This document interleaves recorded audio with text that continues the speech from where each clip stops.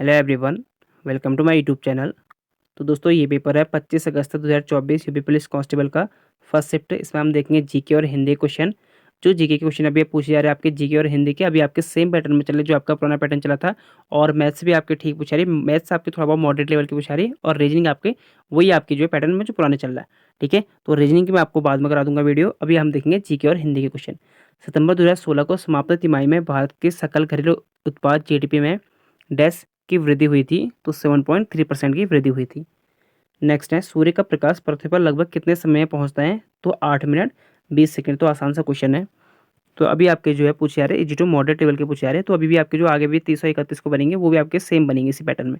ठीक है, अगर आपका एग्जाम है तो क्योंकि अभी आपको जो है 5 दिन का मौका बीच में मिला है, तो इन्हें अच्छे से पढ़ लो जो जो मैं आपसे कह रहा हूँ। ठीक है, भारतीय संविधान सरकार के संसदीय प्रणाली का प्रावधान करता है। यह प्रणाली किस देश के नमूने पर आधारित है, तो ये यूनाइटेड किंगडम।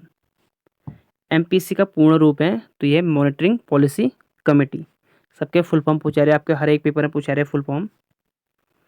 विनय पिटक पुस्तक किससे संबंधित है, तो ये है बौद्ध संघ के नियम से। जीडीपी डेटा की गणना और जारी करने के लिए कौन सा भारतीय संगठन जिम्मेदार है, तो ये एनएसओ, राष्ट्रीय सांख्यिकी कार्यालय, नेशनल स्टैटिस्टिक्स ऑर्गेनाइजेशन। कौन सा रूसी लेखक मानववैज्ञानिक उपन्यास क्राइम एंड पनिशमेंट लिखने के लिए प्रसिद्ध है, तो 119 का हो जाएगा option number C, Fyodor Dostoevsky. Laos की राजधानी क्या है, तो लाओस की राजधानी जो आपकी ऑप्शन नंबर डी, वियंतियानो। और हर एक आपके शिफ्ट में दो दो क्वेश्चन पूछा रहे। आपके कल के शिफ्ट में 24 तारीख के भी पूछे गए थे, 23 तारीख के भी, कि सभी राज्यों के आपको जो है सभी देशों की राजधानी आपको याद कर लेना, क्योंकि उनसे आपके क्वेश्चन हर शिफ्ट में क्वेश्चन बन रहे हैं। कौन सा संगठन राष्ट्र में सुचारू और पूर्वानुमानित व्यापार के लिए जिम्मेदार है, तो 121 का option number D, world bank. अगला क्वेश्चन है, भारत में मोबाइल फ़ोन पर जीएसटी दर क्या है, तो ये 12%। Option number B correct answer. GST परिषद में कितने सदस्य होते हैं, तो जीएसटी से आपके हर शिफ्ट में क्वेश्चन बने, तो जीएसटी से आपको टोटल जितने क्वेश्चन बन सकते हैं सब के सब आपको याद कर लेने हैं। ठीक है, जीएसटी से जीएसटी परिषद में कितने सदस्य हैं, अभी 33 होते हैं। अनुसंधान का पहला चरण क्या है, ऑप्शन नंबर डी, कोई समस्या नहीं, कोई समस्या खोजना। ठीक है, तो नेक्स्ट क्वेश्चन आपका है 23 का, 24 का मैंने कहा अनुसंधान का पहला चरण क्या था, तो 124 का हो जाएगा option number C correct answer. Sorry, समस्या की पहचान करना, ये आपका गलत हो जाएगा। अनुसंधान का पहला चरण होता है समस्या की पहचान करना। नेक्स्ट है, 18 वर्ष से कम आयु के व्यक्ति के सभी मानवाधिकार कहलाते हैं। 125 का हो जाएगा ऑप्शन नंबर ए, बाल अधिकार। सूक्ष्म सिंचाई कब शुरू की गई थी, 126 का हो जाएगा ऑप्शन नंबर सी, जनवरी 2006 को। सोशल मीडिया पर टीबीडी का क्या अर्थ होता है, तो option number C, throwback Thursday. Next question है, CRISPR-Cas9 प्रौद्योगिकी का उपयोग किसके लिए किया जाता है, ऑप्शन नंबर ए, जीन का संपादन। राष्ट्रीय समुद्री दिवस 2024 का विषय थीम क्या था, ऑप्शन नंबर ए, भविष्य को नेविगेट करना, सुरक्षा पहल करना, सुरक्षा पहले। पूर्व परीक्षण सम्मेलन का मुख्य लक्ष्य क्या है, ऑप्शन नंबर बी, परीक्षण की तैयारी और निपटान विकल्पों पर चर्चा करने के लिए।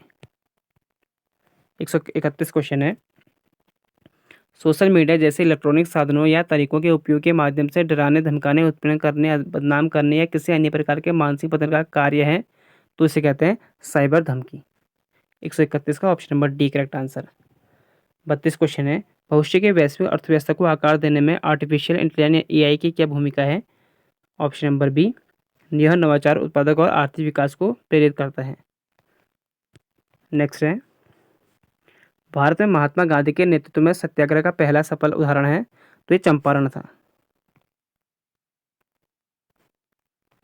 भारत छोड़ो आंदोलन किसके जवाब में शुरू किया गया था, option number A, क्रिप्सन mission.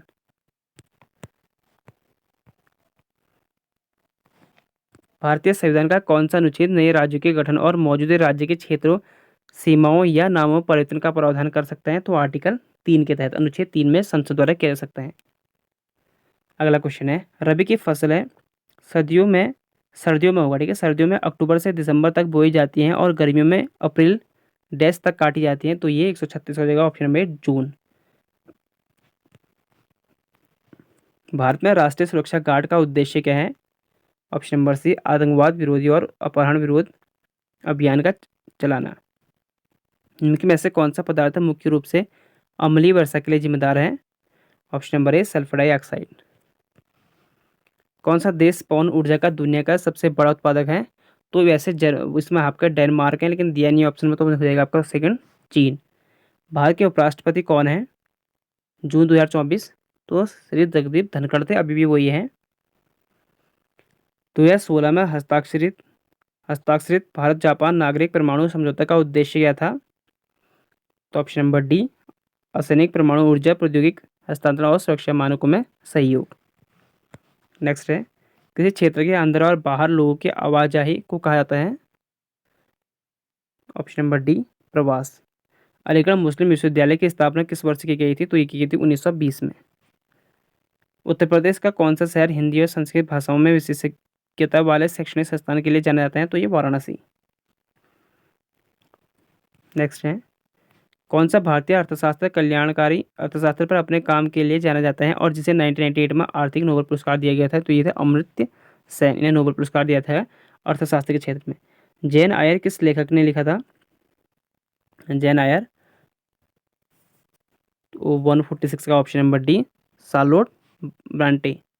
Twitter एक है, तो एक चैट पर आधारित संचार मंच है, इस पर आप चैटिंग कर सकते हो।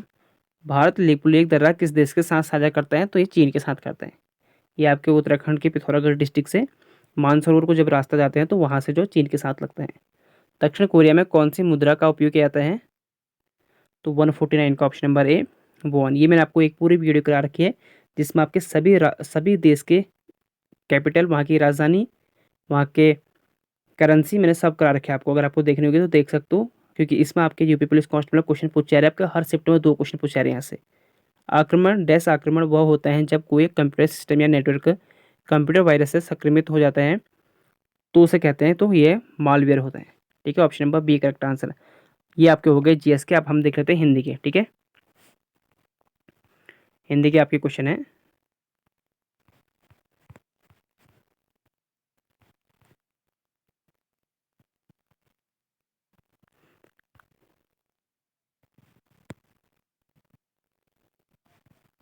तो ये 58 से आपसे जो है हिंदी के क्वेश्चन है। लक्ष्य का अर्थ होता है, तो ये होता है लक्ष्य का, पहले का हो जाएगा करेक्ट आंसर आपका 58 का, ऑप्शन नंबर डी, निशाना।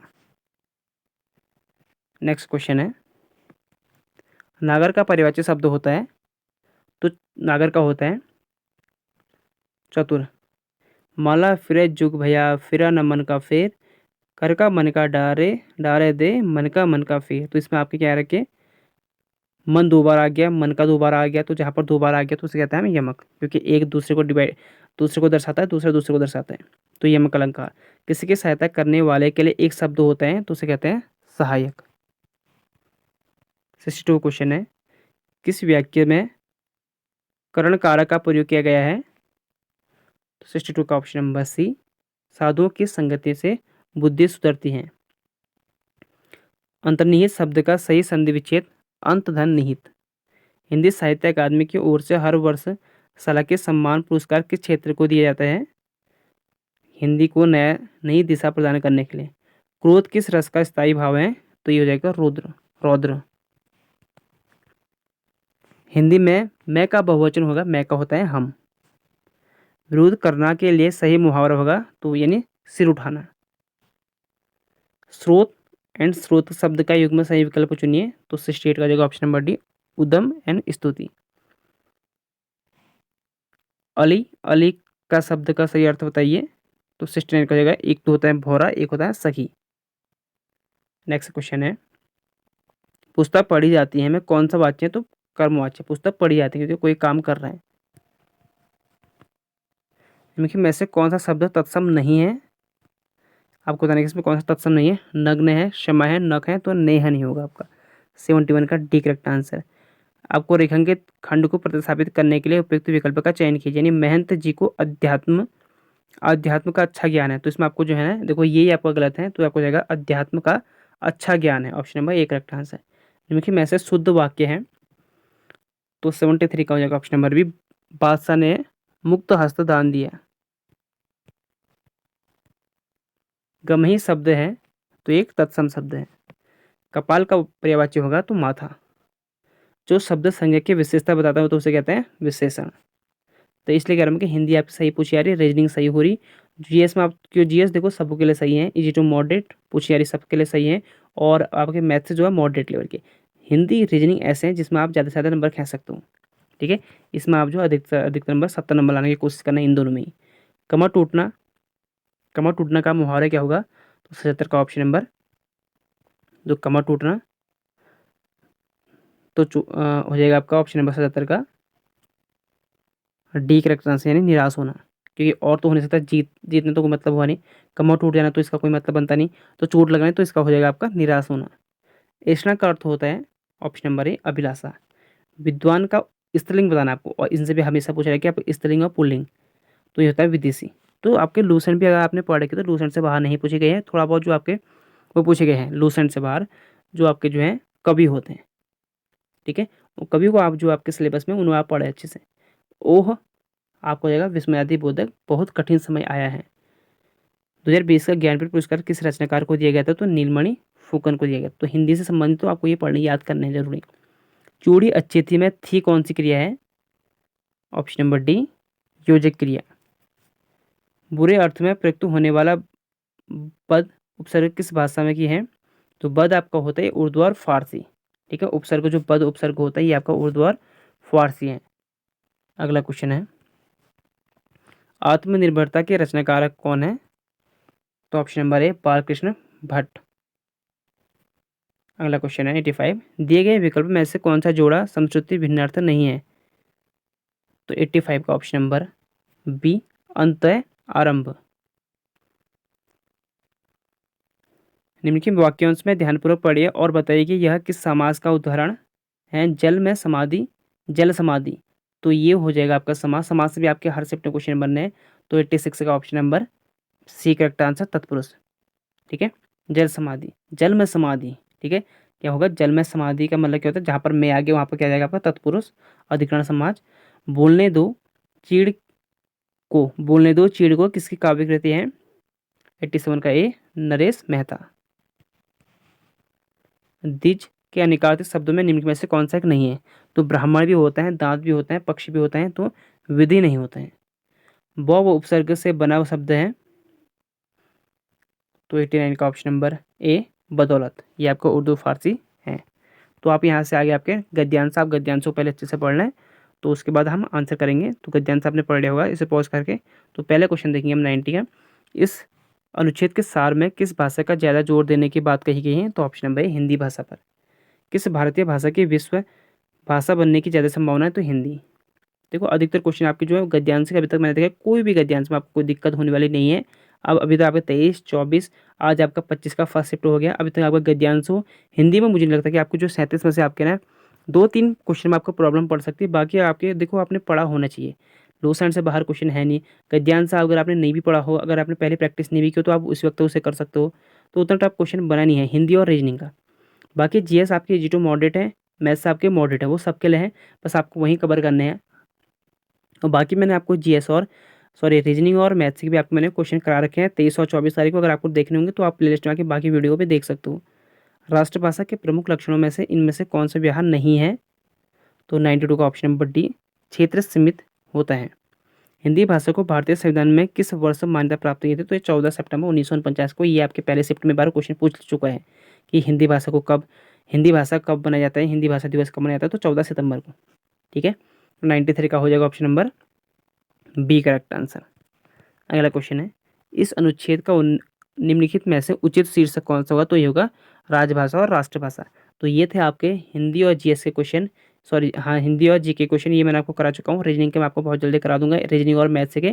ठीक है, वो वीडियो भी आपको बहुत जल्दी करा दूंगा। ऐसी वीडियो को ले लाइक करें, वीडियो को, चैनल को सब्सक्राइब करें, ताकि आने वाले वीडियो के आपको नोटिफिकेशन मिलते रहेंगे। मिलते हैं आपको नेक्स्ट वीडियो में। Thank you for watching.